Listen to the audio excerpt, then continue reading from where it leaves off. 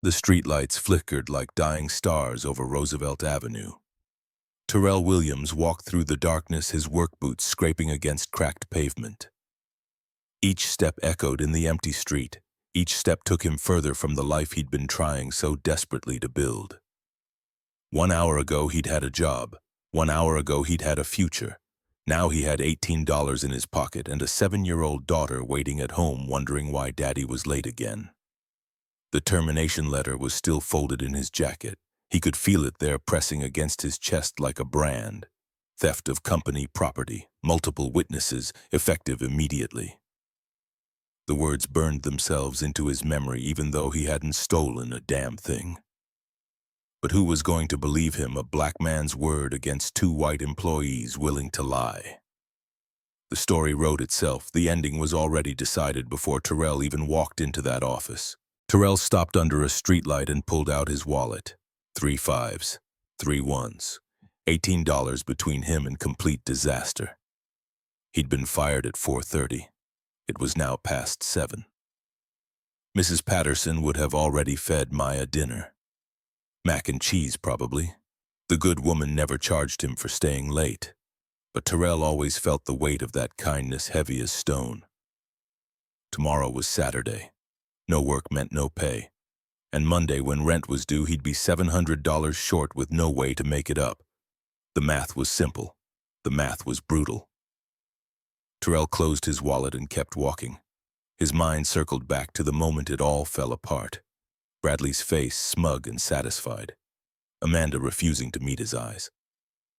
The warehouse supervisor sliding those papers across the desk like he was doing Terrell a favor by not calling the cops. We have security footage.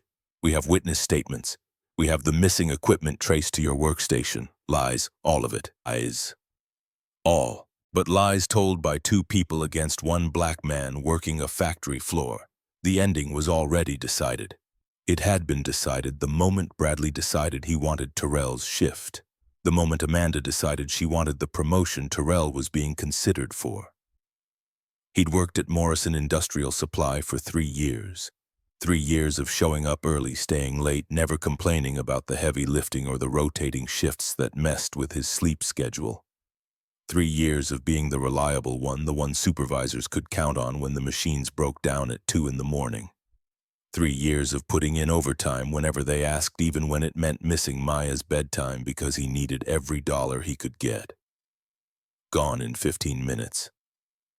Bradley had wanted his shift, the day shift that actually let you see your family in the evenings.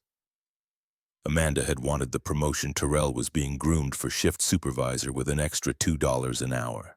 And together they'd crafted a story about missing equipment, about security footage that Terrell had never been shown, about witnesses who'd sworn they'd seen him loading company property into his car. And the supervisor had believed them. Or maybe he hadn't believed them at all. Maybe it was just easier to fire the black guy than to investigate properly. Maybe it was safer to accept the word of 2 white employees than to risk being wrong. Simple as that. Terrell had stood there in that office, his heart pounding, his hands shaking, trying to defend himself, trying to explain that he'd never stolen anything in his life, that he had a daughter at home who needed him to keep this job, that he couldn't afford to lose this income. None of it mattered. The supervisor had just pushed the termination papers across the desk and told him to clean out his locker. The bus stop appeared ahead, a small island of fluorescent light in an ocean of darkness. Terrell's feet hurt. His shoulders ached from years of lifting heavy parts. His heart felt like something hollowed out and left to rot. He dropped onto the bench and let his head fall back. Above him, the sky was empty. No stars, just the orange glow of city lights reflecting off low clouds. The air smelled like exhaust and old rain. Somewhere in the distance, a siren wailed. Terrell closed his eyes and thought about Maya, her gap-toothed smile that lit up the whole apartment, her curly hair that never stayed in its braids no matter how carefully he worked, no matter how much gel he used.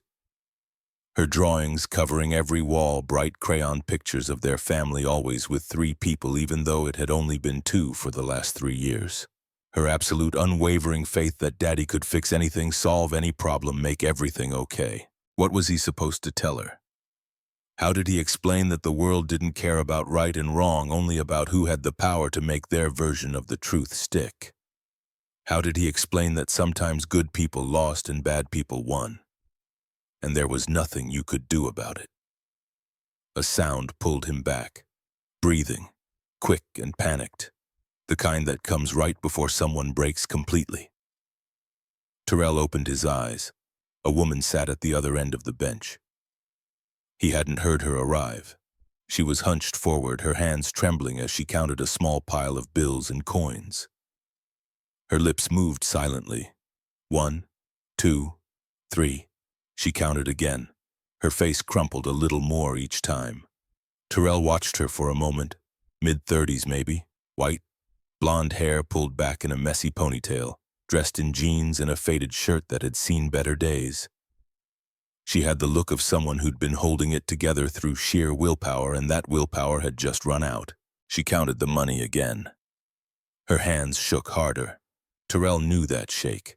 He'd felt it himself more times than he could remember. In the hospital waiting room 3 years ago when the doctors came out to tell him Michelle was gone. In the grocery store, adding and re-adding prices in his head to make sure he stayed under his $20 budget. In the dark hours before dawn, sitting at his kitchen table staring at bills he couldn't pay, trying to figure out which one could wait another month. The woman looked up suddenly, catching him watching. Her eyes were red and swollen. Tear tracks stained her cheeks. She looked embarrassed to be seen like this, to be falling apart in public. "I'm sorry," she said quietly. Her voice cracked on the words.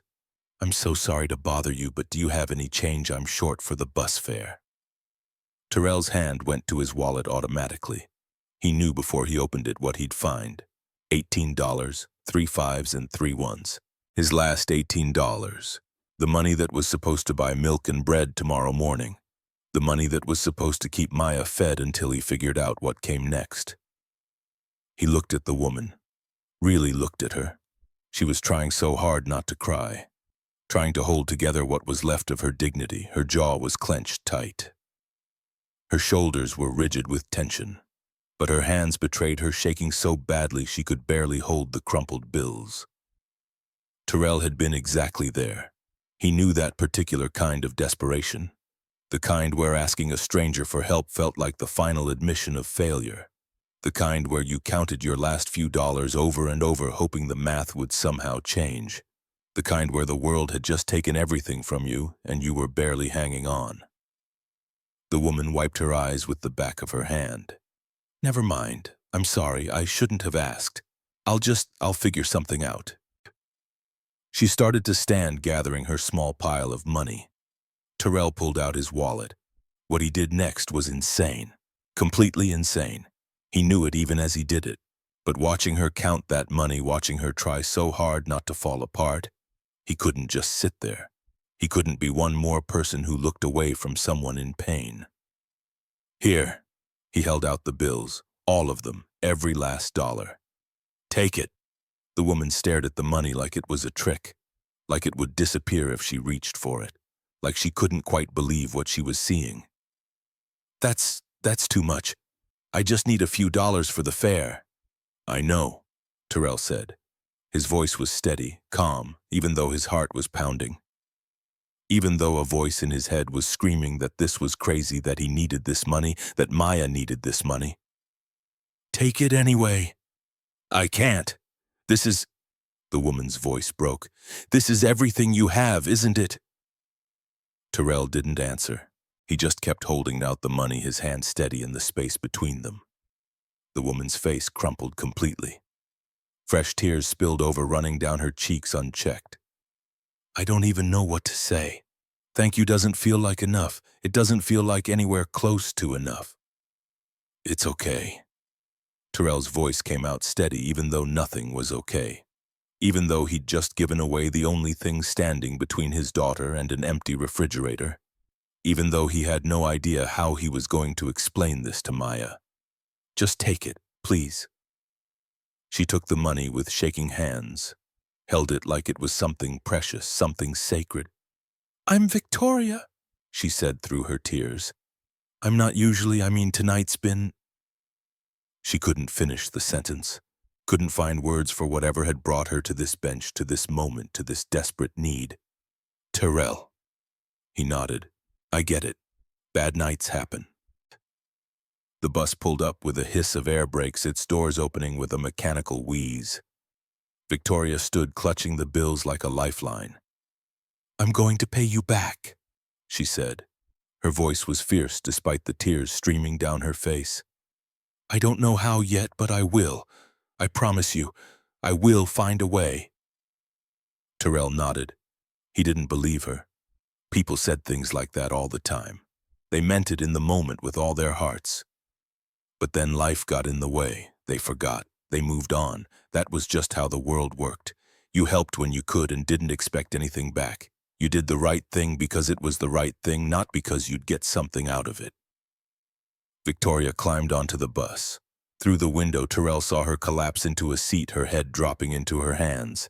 The bus pulled away, its red taillights glowing like embers in the darkness. Then it turned a corner and disappeared, leaving Terrell alone under the broken streetlight. $18. Gone. 4 miles to walk in the dark on an empty stomach. He stood up and started walking. The streets were quiet at this hour. Most of the shops had closed hours ago. Terrell passed a bodega with bars on the windows and a flickering neon sign advertising cigarettes. A laundromat with half its fluorescent lights burned out. A check-cashing place advertising payday loans at interest rates that should have been criminal. His neighborhood. His life. 3 years ago, he and Michelle had plans, real plans. She was going to finish her nursing degree just 1 more year. He was going to get promoted to shift supervisor at Morrison. They were going to save up money slowly but surely. Move somewhere better. Somewhere with good schools and safe streets where Maya could play outside without Terrell worrying every second. They'd had it all mapped out. 5 years, they'd said. 5 years and they'd be in a better place. 10 years and maybe they'd own a small house. 20 years and Maya would be in college, their hard work paying off. Then Michelle went into the hospital for what should have been routine surgery. Appendicitis. Simple. Common. The doctor had smiled and told them she'd be home in 2 days. Complications, they said after. Unexpected complications. Internal bleeding they didn't catch in time. By the time they realized something was wrong, it was too late. 29 years old. A whole life ahead of her. A daughter who needed her, a husband who loved her, gone in the space of 6 hours, and Terrell was left alone with a 4-year-old daughter and medical bills that would take a decade to pay off. Michelle had insurance through her school, but it didn't cover everything. The hospital bills kept coming. Surgery, ICU, equipment, medications they'd tried, procedures that hadn't worked. Numbers that made Terrell's head spin and his heart sink. He'd done his best, worked extra shifts whenever they were available, took on overtime even when he was so tired he could barely stand, picked up weekend work, holiday work, anything that paid time and a half. Mrs. Patterson watched Maya when he needed her to. The elderly black woman who lived down the hall had become family in a way that made Terrell's chest tight with gratitude. She never complained, never asked for money, though Terrell always tried to give her something. She'd just wave him off and say that's what neighbors were for. But it was never quite enough. The bills were always just a little bit more than what he could manage. He was always one emergency away from disaster. Always walking a tightrope with no safety net below. Now the rope had snapped. Terrell's feet hurt. The boots he wore for work weren't made for long walks. His stomach had stopped growling an hour ago, settling into a hollow ache that he'd learned to ignore. He focused on putting one foot in front of the other. 4 miles. He could do 4 miles. He'd done worse. He thought about Victoria, wondered what her story was. What had brought her to that bus stop with empty pockets and tear-stained cheeks? Car broken down. Purse stolen, some catastrophe he couldn't imagine. Everyone had a story. Everyone had reasons for the moments when they fell apart. Wondered if she'd make it home okay. Wondered if the bus fare would be enough or if she'd need more. Wondered if he'd ever see that $18 again. It didn't matter. What was done was done. You couldn't help someone and then regret it afterward. That wasn't how kindness worked. That wasn't how his mother had raised him. The apartment building appeared ahead. 6 stories of aging brick, paint peeling around the windows in long, curling strips. A front door that stuck in humid weather. But it was home. It was shelter. It was where Maya waited, probably already asleep, probably already tucked in by Mrs. Patterson, with her stuffed rabbit clutched in her arms.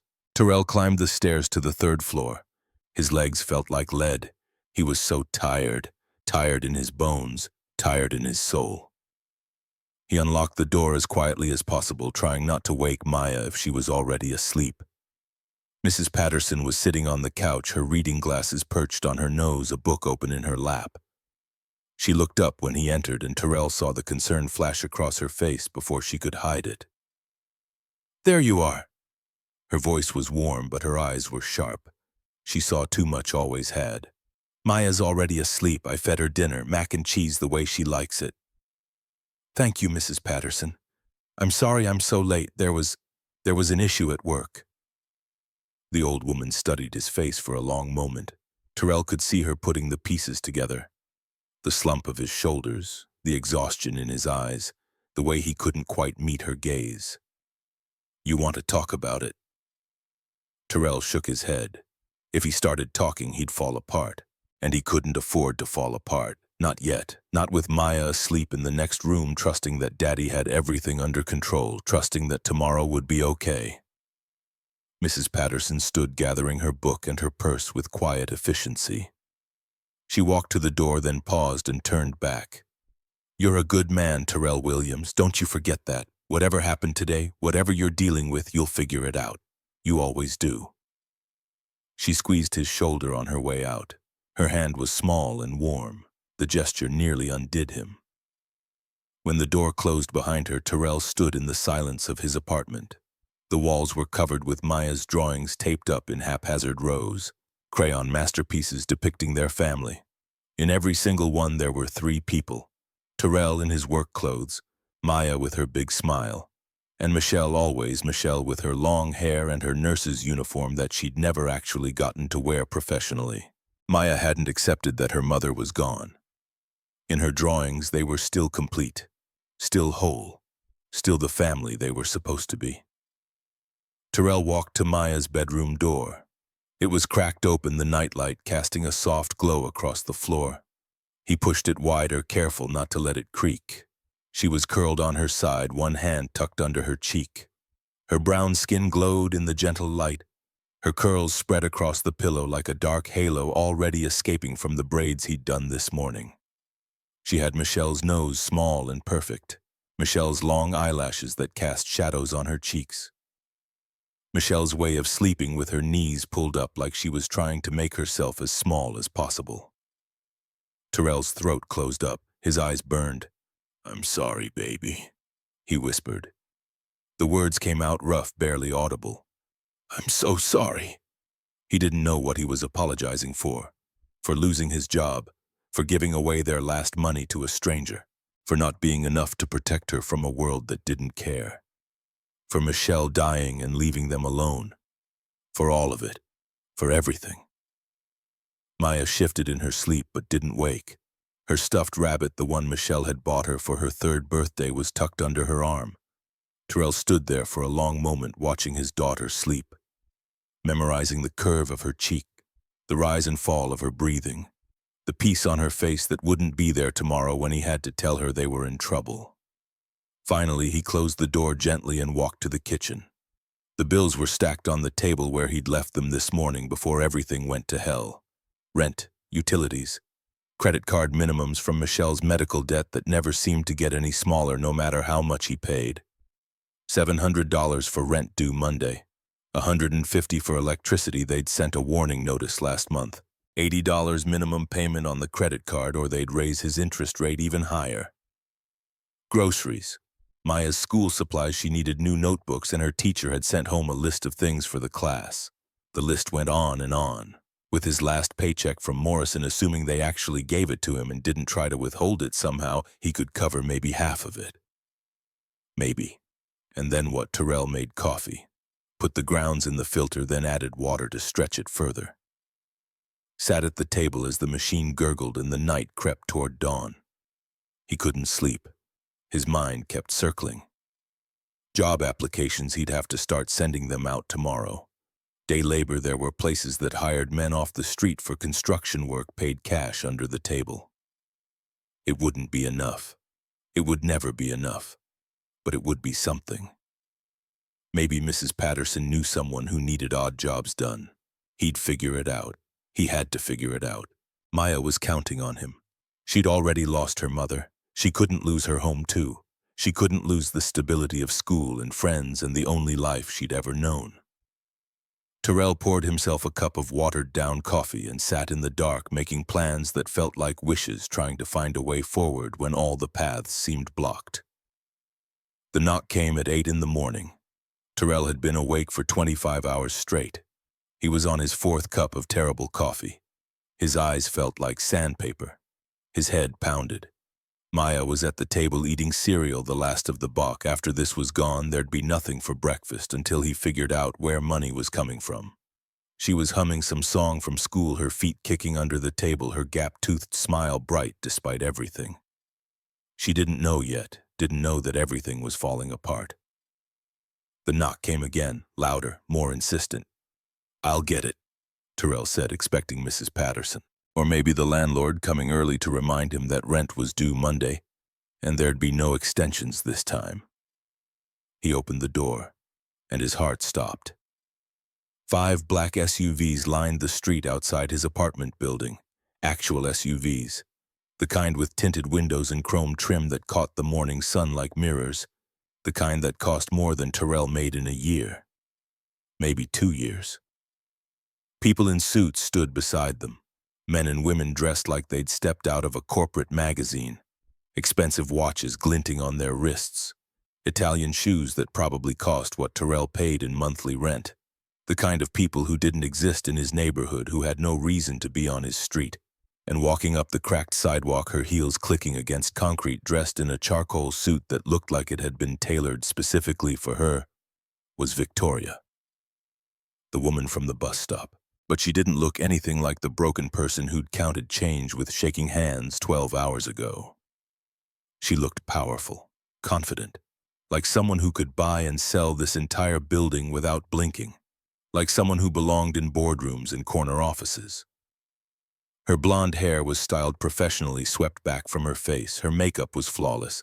She moved with the kind of certainty that came from never having to question whether she belonged somewhere, never having to wonder if people were judging her. Behind her, the suited people waited, silent, professional. Security, Terrell realized with a jolt.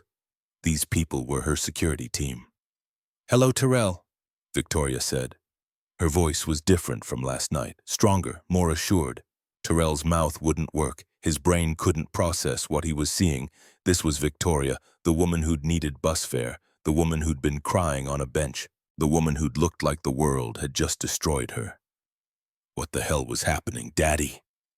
Maya appeared at his elbow, her eyes going wide as dinner plates as she took in the scene outside. "Who are all those people? Why are there so many fancy cars?" Victoria's expression softened immediately. The CEO mask slipped, and underneath Terrell saw something genuine, something warm. She crouched down to Maya's level, her expensive suit be damned. "Hi there. I'm Victoria. I'm a friend of your dad's." Maya stared at her, then at the SUVs, then back at Victoria. "You're pretty. Do you like soccer? I have a game on Saturday." "Maya!" Terrell managed, his voice coming out strangled. "Why don't you finish your breakfast, sweetheart?" Maya looked between them, her 7-year-old brain sensing that something important was happening, something she didn't quite understand. But she nodded and skipped back to the kitchen, already humming again. Victoria stood and the professional mask slipped just a little. Underneath it, Terrell saw the same woman from last night. Scared, desperate, human. "Can we talk?" she asked quietly. Terrell stepped aside. What else could he do? Victoria walked into his small apartment. She didn't look around with judgment, didn't wrinkle her nose at the peeling paint or the worn furniture or the threadbare carpet. She didn't comment on the size or the neighborhood or any of the thousand things that separated her world from his. She just stood there waiting, professional and patient. "I promised I'd pay you back," she said quietly. Terrell found his voice. "You didn't have to. I mean, it was just—" He gestured helplessly at the SUVs visible through the window at the security team waiting outside at the entire surreal situation. "What is all this?" "My security team. My assistant. My attorney." Victoria's smile didn't reach her eyes. "Last night I was robbed. They took my car, my phone, my wallet, everything, left me stranded downtown with nothing." "I'm sorry," Terrell said automatically. "That's terrible." "I own a marketing firm." Victoria continued, her voice taking on a business-like quality. "Wellington and Associates, you probably haven't heard of it." Terrell shook his head. That world didn't touch his, didn't come anywhere near factory floors and struggling neighborhoods. 50 employees, 15 million in annual revenue. She said it matter-of-factly like she was reading from a business card. "Last night someone set me up. Someone close to me wanted me vulnerable, wanted me gone, and they almost succeeded." Terrell's head was spinning. He couldn't connect the woman standing in his apartment with the broken person from the bus stop. Couldn't make sense of any of this. "I don't understand. Why are you telling me this?" Victoria's blue eyes locked on his, intense and focused. "Because when I had nothing, when everyone else walked past me like I was invisible, you gave me everything you had. A complete stranger. You gave me your last dollar." "It was 18, Terrell said weakly. "It was everything." Victoria corrected, her voice fierce, now passionate. "And now I want to know why. Why did you do it? You just lost your job. You have a daughter to feed. You needed that money more than I did, so why give it to a stranger?" The question hit Terrell like a physical blow. Why? He didn't have a good answer, didn't have a rational explanation for giving away money his daughter needed. He sank onto the couch, suddenly exhausted. "I don't know. You looked like I felt, like the world had just taken everything and you were barely hanging on. I couldn't just walk away. I couldn't be one more person who pretended not to see." "Even though you'd just lost your job," Victoria said softly. Terrell's head snapped up. "How did you—" "I do my research," Victoria said, sitting across from him in the worn armchair. "After last night, I had my people look into you. I know you were fired yesterday from Morrison Industrial Supply. I know the charges against you were fabricated. I know you're raising your daughter alone. I know about Michelle." The knowledge that she'd investigated him should have felt invasive, creepy even. But Terrell was too tired to be angry, too overwhelmed to care. "Tell me what happened," Victoria said gently. "All of it." So he did. The whole miserable story spilled out. Michelle's death 3 years ago, the way the world had ended in a hospital room. The struggle to keep Maya fed and clothed and safe while drowning in medical bills. The job at Morrison Industrial that barely paid enough but was the best he could do with just a high school diploma.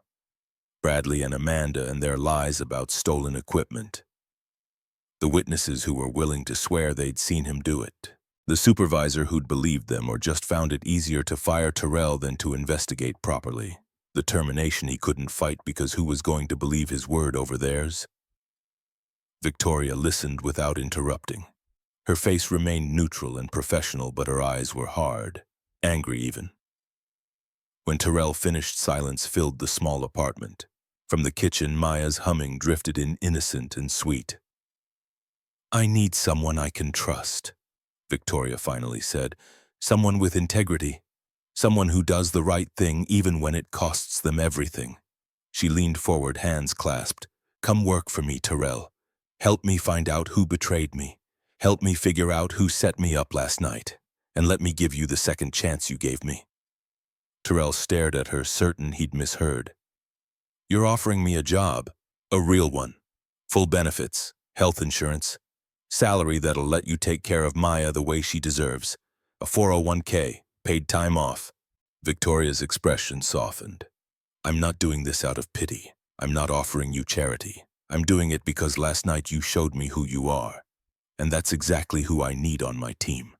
Someone who'll do the right thing even when it hurts. Maya appeared in the doorway staring at Victoria with wide, hopeful eyes, the kind of hope that made Terrell's chest ache. Terrell looked at his daughter, at the drawings on the walls, at Victoria sitting in his apartment like an emissary from another world, at the stack of bills on the kitchen table, at the life he'd been trying so desperately to hold together with both hands. One moment of kindness, one choice to help a stranger when he had nothing to give, and now everything was about to change. "Okay," he said. His voice came out steady, stronger than he felt. "Yes, I'll do it." Victoria smiled, a real smile, this time warm and genuine, reaching her eyes. "Good," she said, standing, "because we have a lot of work to do. Can you start Monday?" Outside, the 5 black SUVs waited. Inside, Maya cheered and asked if Victoria wanted to see her soccer trophies and her drawings and her room. And Terrell sat there, his whole world tilting on its axis, wondering what the hell he'd just agreed to. But for the first time in 3 years, since the day the doctors told him Michelle was gone, he felt something he'd almost forgotten existed. Hope. Monday morning arrived like a dream Terrell couldn't wake from. He stood in front of the mirror in his borrowed suit, Mrs. Patterson's late husband's, God rest his soul, taken in at the waist but still a little loose in the shoulders, and barely recognized himself. The man staring back looked almost professional, almost like he belonged in the glass tower downtown where Victoria's company lived. Almost. Maya bounced on his bed behind him, her curls flying everywhere despite the braids he'd worked on for 20 minutes. "You look fancy, Daddy, like a movie star. Like someone on TV." "I look ridiculous," Terrell muttered, adjusting the tie for what felt like the 100th time. He'd watched 3 YouTube videos on how to tie a Windsor knot and still couldn't get it to sit right. "You look perfect." Mrs. Patterson appeared in the doorway, her eyes soft with something that might have been preemie. "Now stop fussing with that tie and go. You're going to be late on your first day, and that's no way to make an impression." The subway ride downtown felt like traveling to another planet. Terrell watched the neighborhoods change through the window. His area with its bodegas and check-cashing places gave way to nicer streets. Then to downtown with its glass towers and people in suits rushing past with their phones pressed to their ears. The elevator ride up to Wellington and Associates on the 23rd floor felt like ascending into another universe. Terrell watched the floor numbers climb, his stomach churning. 3rd floor, 10th floor, 20th floor. The higher he went, the harder his heart pounded. What was he doing here? What made him think he could do this? The doors opened onto a lobby that belonged in a magazine.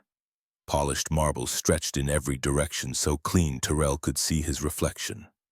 Modern art hung on pristine white walls, abstract splashes of color that probably cost more than his yearly salary at Morrison. Floor-to-ceiling windows overlooked the city, the morning sun painting everything gold and making the buildings beyond look like they were glowing. People moved through the space with purpose. Their clothes were expensive designer labels Terrell had only seen in commercials. Their voices were confident, talking about clients and markets and strategies. They belonged here in a way Terrell never would. They fit. He caught glances as he crossed to the reception desk. Quick looks, assessments. The kind he'd learned to recognize over a lifetime of being one of the few black faces in most rooms. People wondering if he was in the right place, if maybe he'd wandered in by mistake, if he was looking for the maintenance entrance. The receptionist, a young white woman with perfect teeth, smiled at him professionally. "You must be Mr. Williams. Ms. Wellington is expecting you, 23rd floor, conference room B, just down the hall to the left." Terrell nodded, not trusting his voice, and headed in the direction she'd pointed. He could feel eyes on his back, could imagine the conversations that would happen after he passed. Victoria met him in the hallway outside the conference room. She was dressed in a navy suit, her hair pulled back in a sleek bun, every inch the CEO. But when she saw him, her expression warmed. Her smile became real. "You made it.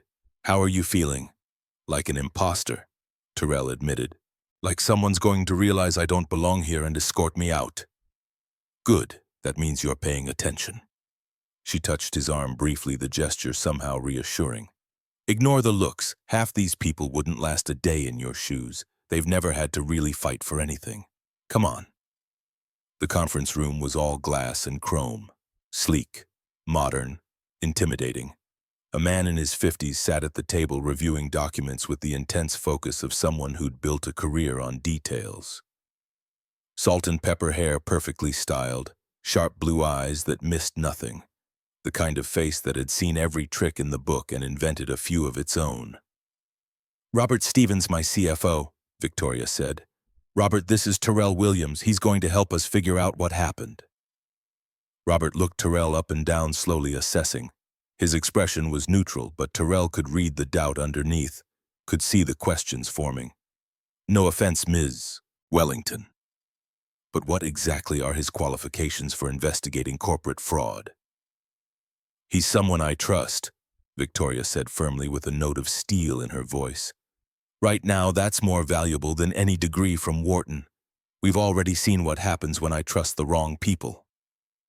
Robert's eyebrow lifted, but he was smart enough not to argue with the woman who signed his paychecks. He gestured to the chair across from him. "Have a seat, Mr. Williams. Let's see what we're dealing with." Over the next 2 hours, they laid it all out for him. Victoria had been working late Thursday evening 3 nights ago. She often stayed late burning the midnight oil on client presentations and strategic plans. Her assistant, Kevin Mitchell, had insisted she take his car since hers was in the shop with transmission problems. He'd been very helpful about it, very concerned. She'd driven to a client dinner downtown, an important one, potential contract worth $500,000. She'd been there for 2 hours schmoozing and pitching and closing the deal. When she came out to the parking garage, the car was gone. Her phone had been in it, her wallet with all her credit cards and IDs, her house keys, everything. "Kevin reported it stolen immediately," Robert said, sliding a folder across the polished table. "Very concerned, very helpful. Called the police himself, even offered to let Ms. Wellington stay at his place that night since she couldn't get into her house." "But you didn't," Terrell said, looking at Victoria. Something felt off. She stared at her manicured hands, and for a moment Terrell saw the woman from the bus stop again. Vulnerable, scared. "The timing was too convenient. I'd just closed a major deal. I was on top of the world, and then suddenly I'm stranded with nothing. It felt orchestrated. And when I checked my credit cards the next morning," she continued, "someone had tried to use them. 3 different locations in the span of an hour. High-end stores. They were testing the limits, seeing how much they could charge before the accounts got frozen." Terrell leaned back in the borrowed suit that was too big in the shoulders. "You think Kevin set it up?" "I think someone did," Victoria said carefully, choosing her words with precision. "Kevin's the obvious choice. He had access. He knew my schedule. He knew the car would be in the parking garage, but I need proof before I accuse him. He's been with me for 4 years, good years. If I'm wrong..." "You destroy an innocent person's life," Terrell finished quietly. He knew exactly how that felt. The memory of Bradley's smug face flashed through his mind, Amanda refusing to meet his eyes.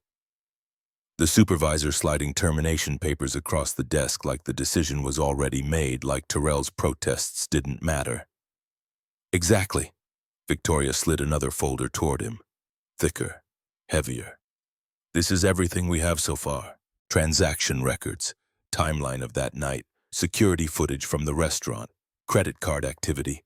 I need you to look at it with fresh eyes. See if you can find what we're missing." Terrell opened the folder. His hands weren't quite steady. Inside were printouts of credit card statements. Bank records going back months. Expense reports with Kevin's signature on them. A detailed timeline of Victoria's movements that night. Screenshots from security cameras showing her entering and leaving the restaurant, time-stamped and dated. Numbers, documents, evidence. He'd spent the last 3 years on factory floors not investigating corporate theft. He didn't have a degree in forensic accounting or criminal justice.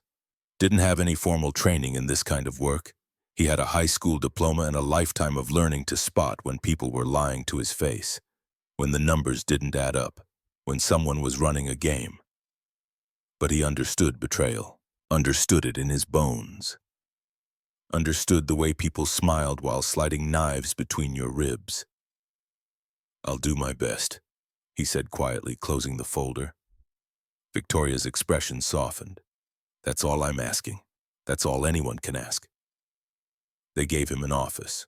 Small, no windows, those went to people with seniority and important titles. But it had a desk and a computer and a door that closed, which was more than he'd ever had at Morrison.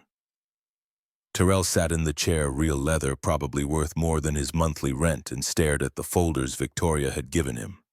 3 years of factory work, 3 years of heavy lifting and rotating shifts and coming home smelling like motor oil and sweat, his hands stained with grease that never quite washed off.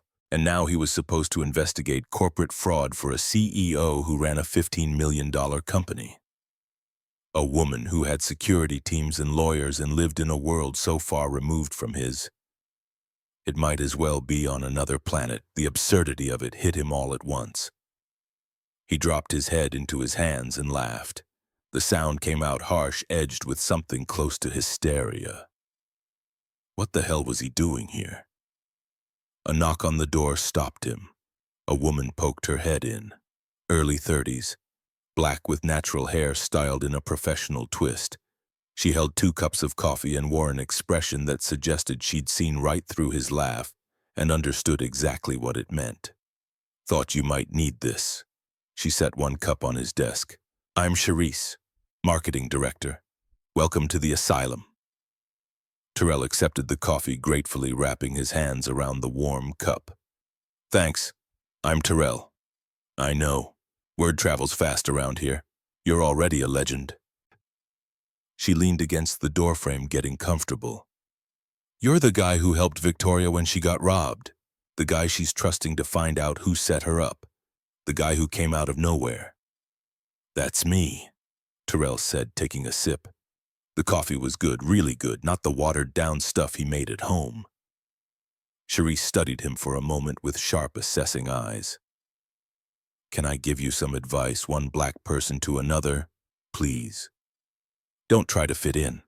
Half the people here are playing dress-up anyway, pretending they're more important than they are.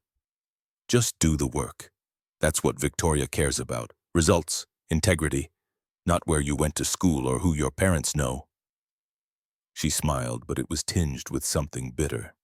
"And ignore the looks. You'll get plenty of them. This place isn't exactly diverse, if you know what I mean." Terrell glanced through the glass wall of his office at the sea of faces beyond. Charisse was right. The company was overwhelmingly white. He'd be one of maybe 3 or 4 black faces in the entire building. He'd stick out, be noticed, be judged. "Thanks," he said sincerely.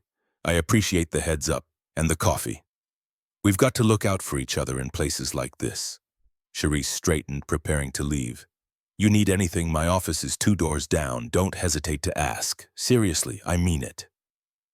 After she left, Terrell opened the first folder and got to work. The numbers didn't lie. They never did. You just had to know how to read them, how to see the patterns underneath. Terrell spent Monday getting familiar with the company's structure. Expense reports going back 3 years, vendor contracts with companies he'd never heard of. Payment authorizations with multiple signatures. Kevin's name appeared everywhere. As Victoria's assistant, he had access to almost everything. Could approve purchases up to $10,000 without a second signature. Could authorize payments to vendors. Could move money around. It was a position of immense trust. Tuesday, Terrell started noticing patterns. Small discrepancies. A vendor invoice that seemed high for the services described. A payment for consulting services that didn't quite match the contract terms. A purchase order for equipment that the company didn't seem to have received. Individually, they were nothing. Could be honest mistakes, rounding errors, poor record keeping, the kind of thing that happened in any company. But together they formed a picture, a pattern. By Wednesday afternoon, Terrell's stomach was turning. He cross-referenced expense reports with bank statements, tracked payments to vendors whose addresses didn't check out P.O. boxes in strip malls, companies with no website, no phone number that worked. followed the money as it disappeared into ghost companies with generic names like Business Solutions LLC and Professional Services Group. Kevin had been skimming, not just recently, for at least 18 months, maybe longer. Small amounts at first, a few hundred here, 1,000 there. Buried in legitimate expenses for actual vendors hidden in the noise of normal business operations. Easy to miss if you weren't looking for it, if you trusted the person handling the money, but it had escalated. In the last 6 months alone, nearly $80,000 had vanished. Disappeared into fake invoices and ghost companies and vendor payments that never delivered anything. Terrell sat back in his chair, his hands shaking. $80,000. That was more money than he'd make in 3 years at Morrison. Money that could have changed his life completely. Paid off Michelle's medical bills, moved Maya to a better neighborhood, given her opportunities he'd never had, and Kevin had just taken it, piece by piece, month after month, smiling to Victoria's face while robbing her blind, while violating the trust she'd placed in him. The rage that surged through Terrell was white-hot and achingly familiar. Bradley had done the same thing, not with money but with lies, smiling in the break room while planning Terrell's destruction. Amanda, too, laughing at his jokes, asking about Maya, acting like a friend while sharpening the knife for his back. People were the same everywhere, it seemed. It didn't matter if you wore a factory uniform or a designer suit. Betrayal looked the same. He needed air. Terrell stood and walked to the break room, his legs unsteady. It was empty, thank God. He poured himself water with shaking hands and stared out the window at the city below. 23 floors up. The people on the street looked like ants, the cars like toys. The problems down there seemed distant, abstract. Up here, everything seemed clean, removed from the messy reality of life. But down there, people were struggling, working 3 jobs, choosing between groceries and medicine. One emergency away from losing everything. Down there was real. Down there mattered. Kevin had stolen enough to destroy someone's life. And for what? Greed. Because he thought he could get away with it. Because he felt entitled to more than his salary. You okay? Terrell turned. Cherise stood in the doorway, 2 cups of coffee in her hands again. Concern written across her face. Yeah, just needed a minute to clear my head. You found something. It wasn't a question. She could read him like a book. Terrell nodded slowly, not trusting his voice. Bad, worse than I thought, worse than Victoria knows. Cherise crossed to the window and stood beside him, looking out at the city. Kevin, how did you know? I didn't, but I suspected. She was quiet for a moment, choosing her words carefully. He's been acting strange the last few weeks. Nervous, jumpy, snapping at people for no reason. I figured something was up. I just didn't know what. He's been stealing from her, Terrell said quietly, the words tasting bitter. For over a year, maybe longer. I'm still piecing together the timeline. Cherise closed her eyes. Damn! How much? At least 80,000. Could be more once I dig deeper. Jesus. Cherise set down her coffee cups. Does Victoria know? Not yet. I need more time. Need to build an airtight case. Make sure every piece of evidence is solid before I bring it to her. How long? 2 more days. By Thursday, I'll have everything documented. Every transaction, every fake vendor, every lie. Wednesday evening, Terrell worked late. The office emptied around him as people headed home to their families, their comfortable lives.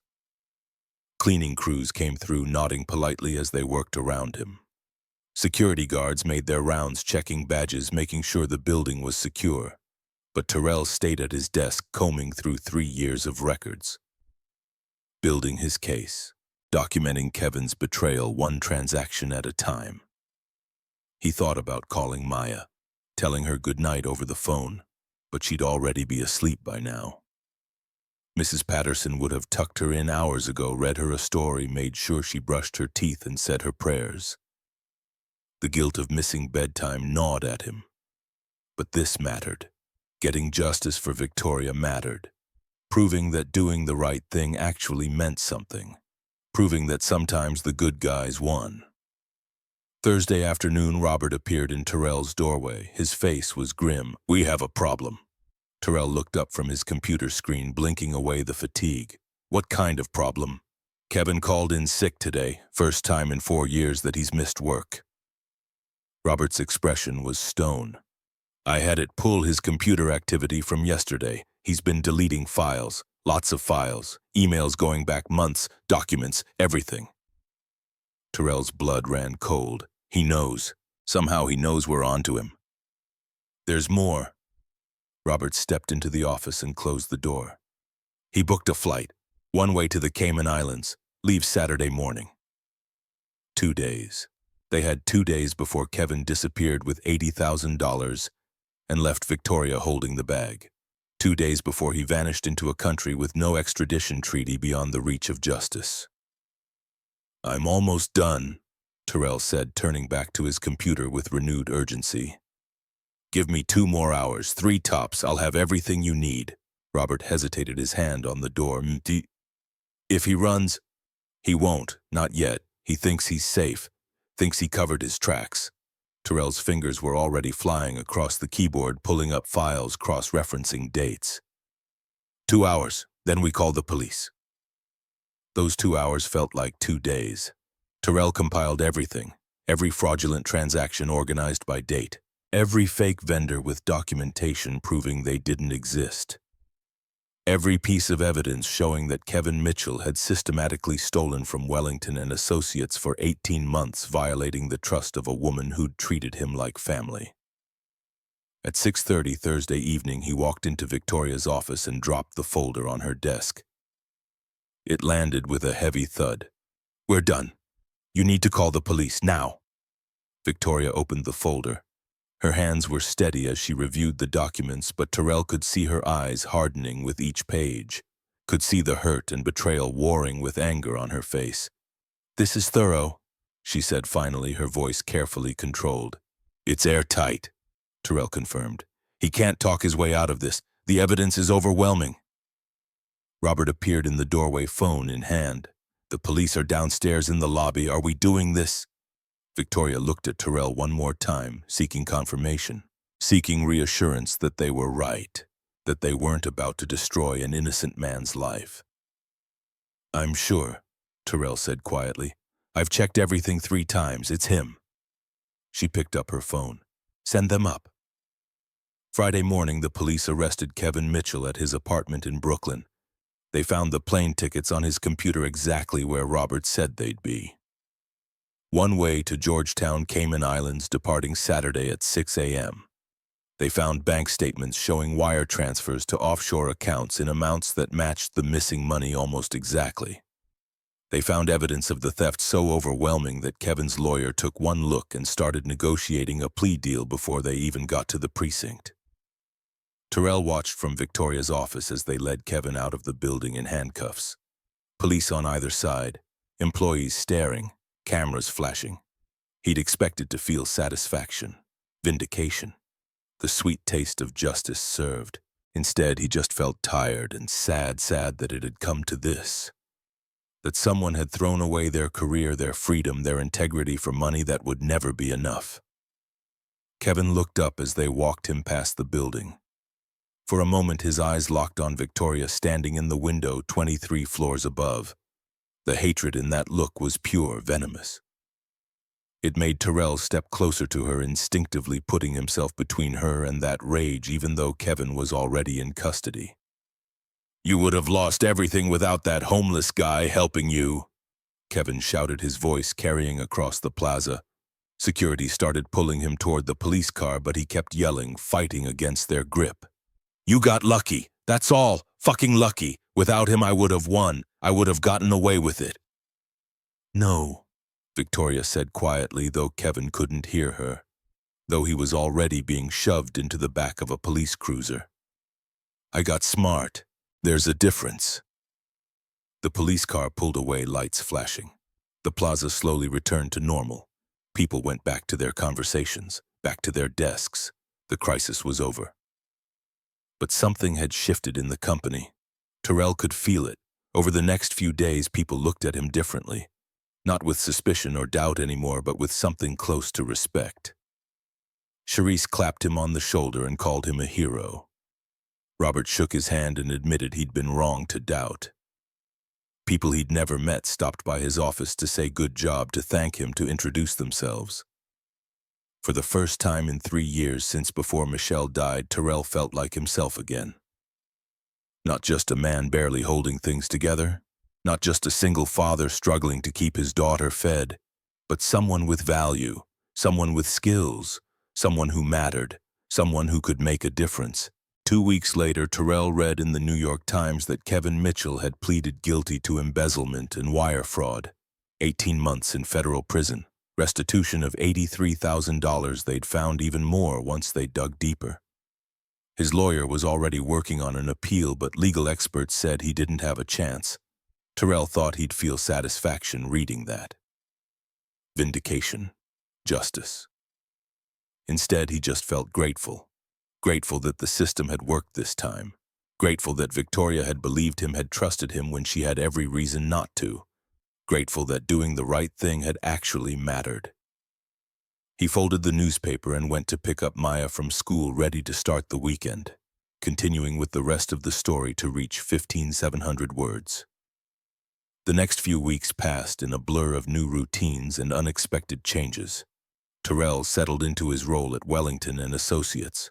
Victoria officially promoted him to Director of Operations with a salary that made his head spin. $60,000 a year. Health insurance that actually covered things. Dental.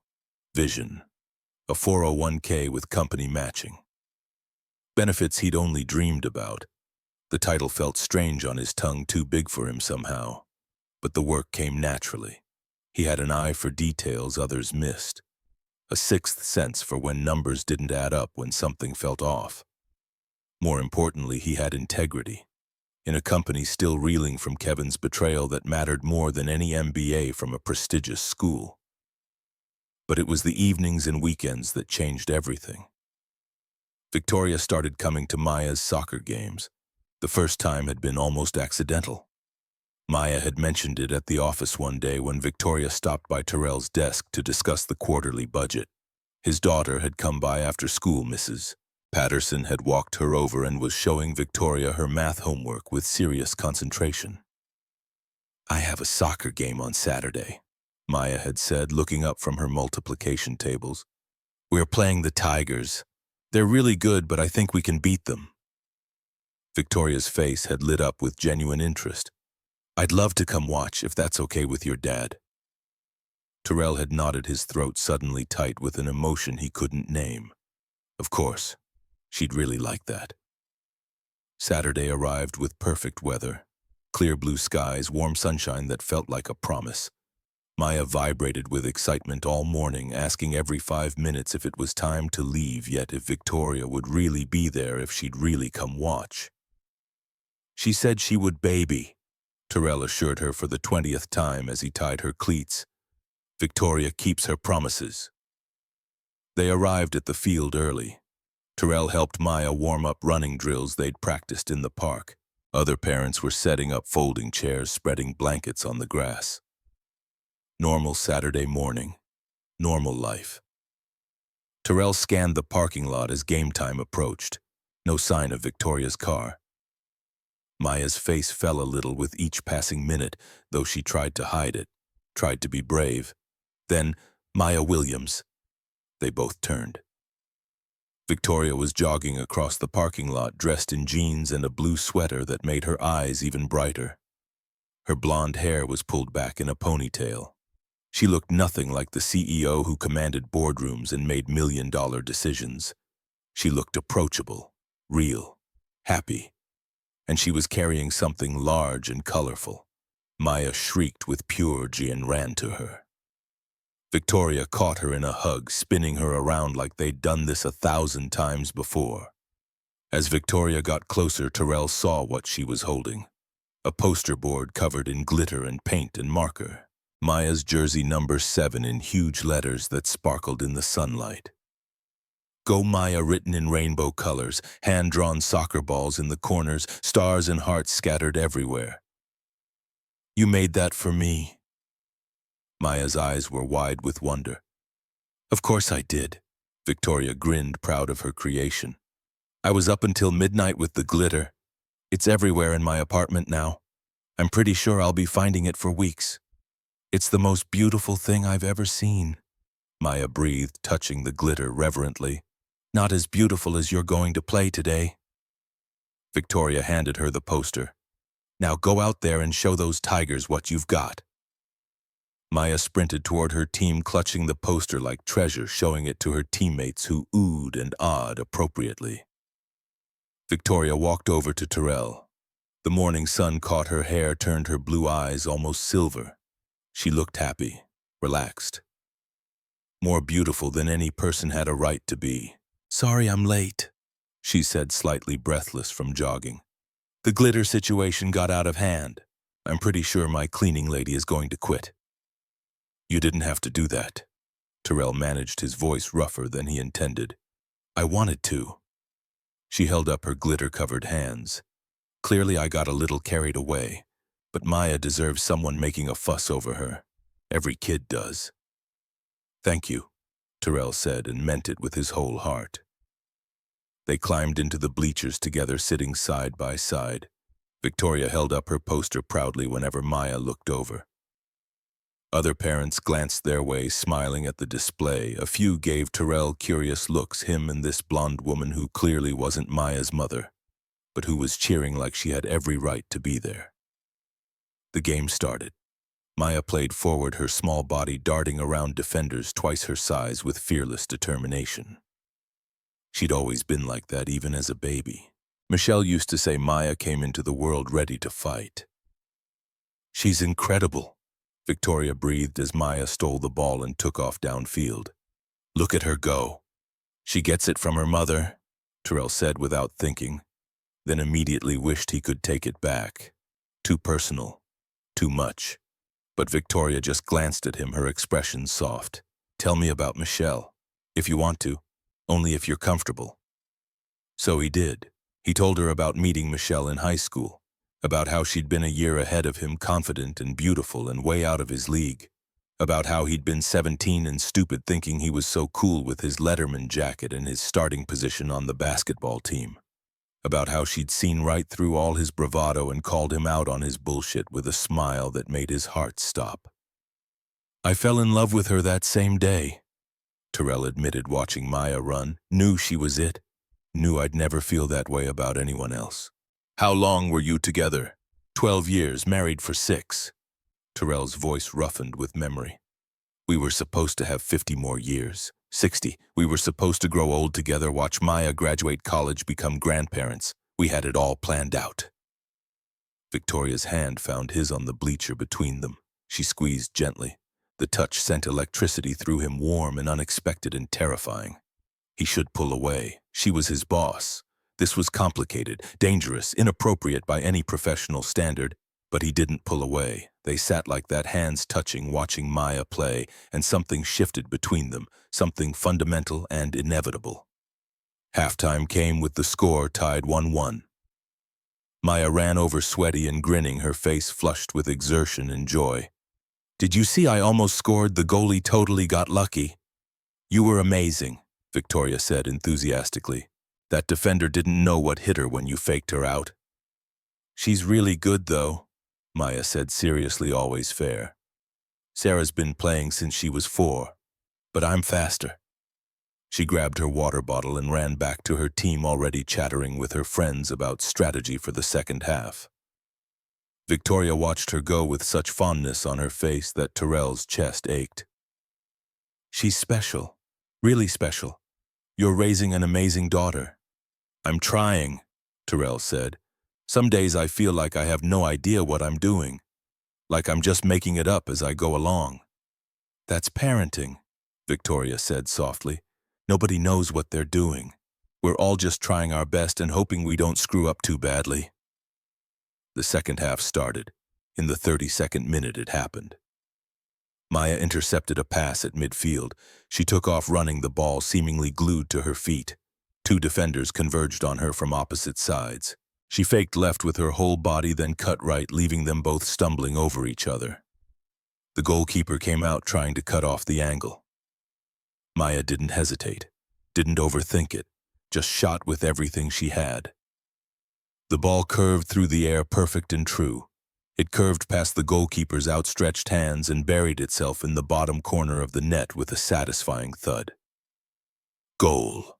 The crowd erupted. Parents jumped to their feet cheering.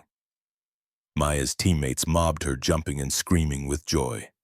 Victoria grabbed Terrell's arm, shaking him with pure excitement. "Did you see that? Oh my God, did you see that shot? That was incredible." "I saw it," Terrell said. But he wasn't looking at the field anymore. He was looking at Victoria, at the pure, unfiltered joy on her face, at the way she celebrated Maya's victory like it was her own, like she had every right to be this happy, this invested, this involved in their lives. And he knew, right then in that moment, he couldn't keep this inside anymore, couldn't keep pretending he didn't feel what he felt. The game ended with Maya's team winning 3-2. Maya ran over sweaty and triumphant and absolutely glowing with happiness. Victoria hugged her tight. "You were incredible out there. That goal was perfect, professional level." "Did you see the other team's faces?" Maya giggled. "They looked so surprised. Dylan Parker said I got lucky, but I didn't. I practiced that move with Daddy like a million times." "Luck had nothing to do with it," Victoria said firmly. "That was pure skill." Maya pulled back, looking between Terrell and Victoria with her two perceptive 7-year-old eyes. "Can we get ice cream to celebrate?" "Actually, sweetheart," Terrell said, his heart pounding so hard he thought it might break through his ribs.